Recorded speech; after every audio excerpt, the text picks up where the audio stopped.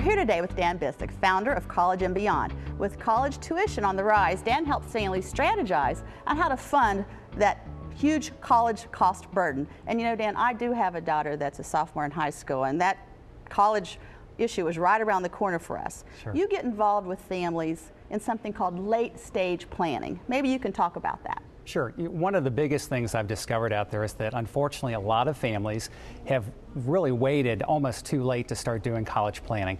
Their son or daughter is already in high school. They're desperately trying to figure out, what are we going to do? How are we going to figure out a way to develop a plan for paying for college? Well, you know, Dan, this whole college process seems like such a maze. I mean, for me, with a daughter that's a sophomore, we've been talking about college for a long time, but it's still so complex. How do you help families sort through that maze? Well, one of the things, Crystal, is the rules of the game have definitely changed. If you go back to when I was in school, things were so much simpler than they are today. Students took the ACT maybe 1 or 2 times. They might pick 1 or 2 colleges, but the reality is now students are applying to multiple schools. They're actually taking the test multiple times, and they really have to find unique ways to position the students so that they have the best opportunity for getting money, because the scholarships are very, very competitive today. Well, and scholarships is music to my ears. So how do you help families determine if your child is even possibly going to be eligible for a scholarship? Well, number one, you have to know the rules of the game when it comes to the colleges, and the difference between the money that's given out by the schools themselves through their endowment funds versus the money that's given out through the federal system. But the key is that the student has to have high GPA, high test scores.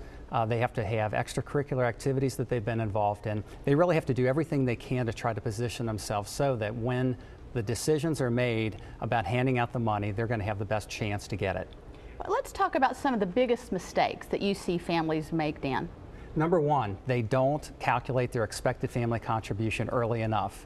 Number two, they have no idea what kind of scholarship monies might come on the table from the schools that they're looking at. In addition, parents don't have the money talk with their students early enough. In other words, how much money are the parents going to be able to help pay for college with? Number three is really understanding the price tag of the schools. And then really the other one is allowing a 16 or 17, 18-year-old student to make a $60,000 to $200,000 decision for the family.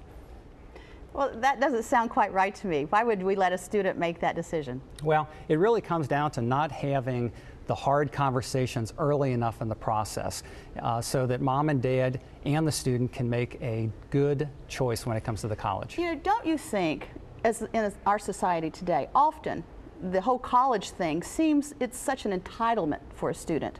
No longer do students seem that they should have to be involved, actively involved in making that happen. You're right, and that's why one of the things that I often talk about is that college is indeed a privilege, not a right, and that mom and dad cannot care more about the college process than the student does. The student has to be actively involved in the process to lead to a successful solution. And you can go in and help families facilitate those conversations? I do. I help them connect all the dots of the entire process so that success can be achieved. Well, Dan, thank you so much for that great information. Thanks, Crystal.